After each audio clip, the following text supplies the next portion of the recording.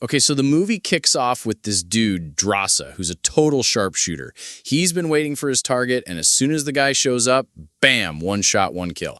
Then he picks up the spent bullet casing and just takes off. Then we meet Levi. He's also a sniper, an ex-army guy. He's at this facility meeting with a woman named Miss Bartho for a secret mission. She's super impressed with his record, over 200 confirmed kills with a sniper rifle. His aim is insane, so they hire him. Meanwhile, Drasa is back in Russia visiting her dad. We find out she's a bounty hunter. She kills people for money, but she feels super guilty about it. Every year, she gives her dad the bullet casings from her kills to try and ease her conscience. But her dad is just over it. He's lonely and miserable. He tells her, if you're not dead by next February 14th, I'm going to kill myself. Just come say goodbye. That's seriously messed up. So Levi gets helicoptered out to this remote post on the US-Russia border. He's got to stay there for a whole year, totally cut off from the world. He meets the guy he's replacing, who is so happy to finally see another human being. The senior tells him the rules. You stay in this tower, the East Tower. That one across the river is the Russian West Tower. You reload the machine guns, fix any broken gear, and if you hear a siren, you run. You run 4 kilometers without stopping. Levi's like, why? And the guy's just like, that's what my senior told me, and that's what I'm telling you. We don't ask questions. Levi asks what's so important about this place, and the senior just tosses a grenade down into the gorge between the towers. The explosion makes these horrible, monstrous sounds. The senior explains, that's the gorge. We don't go down there. There are dangerous creatures, and it's our job to make sure they stay down there. That's it. That's the whole job. The senior gets picked up by a helicopter, but as soon as they're out of Levi's sight, they just cut his rope and drop him right into the gorge. So yeah, nobody ever leaves this post alive. And Levi has no idea. So Levi starts his new life, reloading guns, fixing stuff, reporting to HQ. One day, he sees someone in the Russian tower. It's a girl, and it's Drasa. Surprise! She's got the same job as him, just on the other side. They're miles apart, but can still see each other. For months, they just watch each other, not sure if they should make contact. Then, on her birthday, Drasa decides she's bored. She fires a shot to get Levi's attention and holds up a sign asking his name. He tells her they're not supposed to talk, but she's like, it's my birthday, I'll do what I want, and starts dancing, asking him to pick his favorite move. He tells her he can't dance, he can only shoot. So she sets up a bottle in her room, and he nails it with one shot. She's impressed. She shows off her skills too, shooting a bottle in his room, but as she's watching for his reaction, she sees these creepy creatures climbing up his tower. She just starts blasting away at them. Levi's confused for a second, but then he sees them too and starts shooting too. They're a total team, taking down all these monsters. But while Drasa is focused on his tower, a monster sneaks up on her. Before it can attack, Levi shoots it from across the gorge, saving her life. The next morning, she tells him it was the best birthday ever. From then on, they're basically best friends. They play chess from tower to tower, play drums for each other, and just hang out from a distance. Then February 14th arrives, the day Drasa's dad said he would kill himself. She's a total mess. Levi decides he's got to do something. He rigs up this crazy zip line, shoots a rope across to her tower, and just goes for it. It's a brutal 2-hour journey, but he makes it. They have dinner together, and she tells him about her dad. They dance, and they just spend time together. The next morning, he tries to zip line back, but the rope hits a landmine on his tower and explodes. He falls right into the gorge.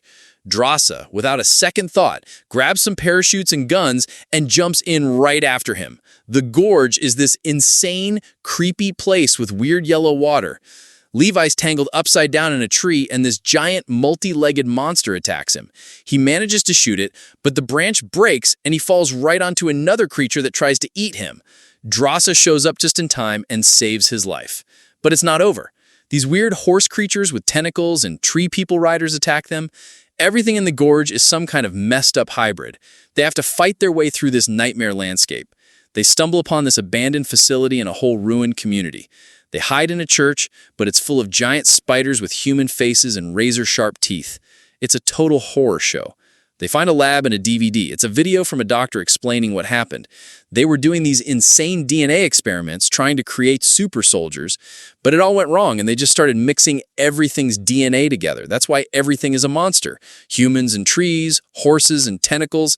It's all just one big genetic disaster. And get this, any human could turn into one of those tree things. The experiment was so messed up that organs started growing inside trees and even tiny insects had mixed up human DNA. That's why the spiders had human faces. Levi keeps digging on this old computer and finds out about a secret company. They weren't just making superhumans, they also built a missile that could wipe out everything in a 4-kilometer radius. And that's when it all clicks. The siren, the senior telling him to run 4 kilometers, it wasn't about the monsters, it was about this missile.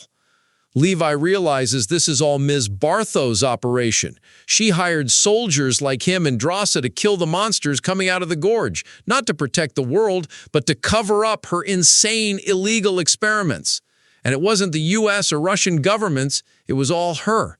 They find out she used drones for most of the work, but for things like reloading the guns and fixing the trackers, she needed real people. That's why they were there. So now they know the whole truth. They try to escape, but the monsters surround them and just give them their weapons bag back? Weird, right? Drassa goes to grab it, and bam, she gets caught in a trap and dragged into this red zone where everything is covered in red dust. Super dangerous. Levi follows her in and finds her strung up by this tree creature. It's a scientist who used to work there, now a monster, and he's checking Drassa's DNA. He says that if she stays there, she'll turn into a hybrid creature in just 5 days. Drassa, being a total badass, breaks free and starts fighting the tree scientist. But the thing is basically unkillable. It can breathe both oxygen and carbon dioxide. Before it can finish her, Levi shows up and sets the whole thing on fire. Now they have to get out of the red zone. They have to cross this seriously disgusting net made of human and plant DNA with human organs just woven into it. It's like a giant living network of trees and people. They start to cross, but Drassa slips and the net thing attacks her. Levi pulls her out just in time and torches it with his flamethrower. Finally, they find a car. They drive through the red zone, the blue zone, and back to the yellow zone where more tree people attack. While Levi fights them off, Drassa finds a rope to get them back up to the towers. She ties it to our Jeep and they start winching themselves up, fighting off monsters the whole way. When they're almost at the top, Levi gets this brilliant idea. He opens the Jeep's gas tank, douses all the creatures below in gasoline, and then, as soon as they're clear, he lights them all up. Problem solved. They make it back to Drassa's tower, and they're done. They're not going to be part of this crazy mission anymore. They decide to run away together. Drassa knows a secret place in France where no one can find them. Levi's plan is to go back to his tower, set a time bomb, and then launch that missile to destroy the gorge and all of Barthow's experiments for good. He gets back to his tower, and who contacts him? Ms. Barthow. She knows someone was in the gorge. Levi lies, but she's not stupid. She figures they know the truth and decides she's going to have them both killed.